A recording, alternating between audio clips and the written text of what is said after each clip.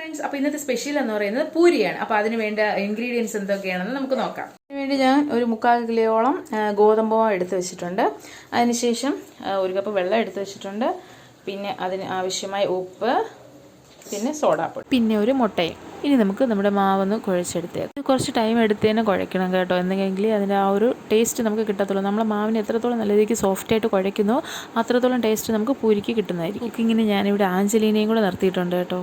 മുട്ട ഒഴിക്കുന്നതിന് മുന്നേ തന്നെ നമ്മുടെ ഈ മാവിലേക്ക് ഉപ്പും വെള്ളവും സോഡാപ്പൊടിയും ഒക്കെ ചേർത്ത് ജസ്റ്റ് ഒന്ന് മിക്സ് ചെയ്തെടുക്കാം. അതിനുശേഷം നമുക്ക് മുട്ട അതിലോട്ട് ഒഴിച്ചു കൊടുക്കാം.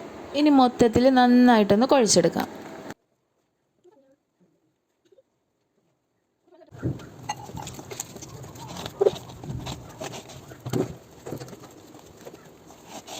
കുഴച്ച് 3/4 പരുവായി കഴിഞ്ഞ് കഴിഞ്ഞാൽ നമുക്ക് കുറച്ച് ഓയിൽ ഇതിലോട്ട് മസാജ് ചെയ്ത് കൊടുക്കാം കേട്ടോ. ഞാനിപ്പോൾ യൂസ് ചെയ്തിരിക്കുന്നത് സൺഫ്ലവർ ഓയിലാണ്. ഇപ്പോൾ നമുക്ക് കോക്കനട്ട് ഓയിലോ എന്ത് വേണേലും യൂസ് ചെയ്യാം. പൂരിമാവ് ഇവിടെ റെഡി ആയിട്ടുണ്ട്. അപ്പോൾ നമുക്കിനി ഒരു 2 മണിക്കൂർ നേരത്തേക്ക് ഇതിനൊന്ന് റെസ്റ്റ് ചെയ്യാൻ വെച്ചേക്കാം. ഓക്കെ, ഈ 2 മണിക്കൂർ കഴിഞ്ഞിട്ടുണ്ട്. അപ്പോൾ ഞാനിതിനെ ഓരോ ബോൾസാക്കി എടുത്തിട്ടുണ്ട് കേട്ടോ. ഇവിടെ പരത്തുന്ന സമയം എണ്ണ ചൂടാക്കാനായിട്ട് വയ്ക്കാം. ഞാനിതിവിടെ പരത്തി എടുത്തിട്ട് ഇനി നമുക്ക് ഫ്രൈ ചെയ്തെടുക്കാം. ഒന്ന് ഇട്ട് കൊടുക്കുന്നതിനോടൊപ്പം തന്നെ എണ്ണയും കൂടെ ജസ്റ്റ് ഒന്ന് മുകളിലേക്ക് വീഴ്ത്തി കൊടുക്കാം.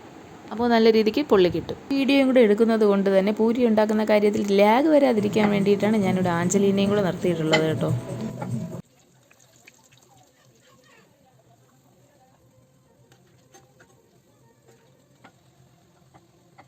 പരത്തിയെടുക്കുമ്പോൾ ഞാൻ ഗോതമ്പ് മാവും കൂടെ യൂസ് ചെയ്തിട്ടാണ് വീണ്ടും പരത്തുന്നത് കേട്ടോ. അതുകൊണ്ടിട്ടാണ് ഈ എണ്ണയുടെ നിറം ഒന്ന് മാറിയത്. നിങ്ങൾ നേരത്തെ കണ്ട പോലെ ഞാൻ ഗോതമ്പ് പൊടി മാത്രമാണ് ചേർത്തിട്ടുള്ളത് കേട്ടോ. വേറെ മൈദയോ റവയോ ഒന്നും ചേർത്തിട്ടില്ല. നമ്മൾ കുഴയ്ക്കുന്ന ആ ഒരു ടൈം നല്ല രീതിയിൽ പ്രസ് ചെയ്തൊന്ന് കുഴച്ചെടുത്ത് കഴിഞ്ഞ് കഴിഞ്ഞാൽ നമുക്ക് നല്ല പെർഫെക്റ്റ് ആയിട്ടുള്ള പൂരി റെഡിയായി കിട്ടും.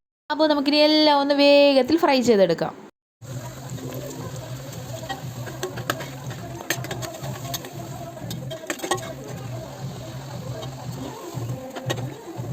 ഞാൻ ഉണ്ടാക്കുന്ന എല്ലാ ഫുഡും ഫസ്റ്റ് ടേസ്റ്റ് ചെയ്ത് നോക്കുന്നത് നമ്മുടെ ആഞ്ചലീനയാണ് കേട്ടോ. നമുക്ക് അവളുടെ അടുത്ത് തന്നെ ചോദിക്കാം.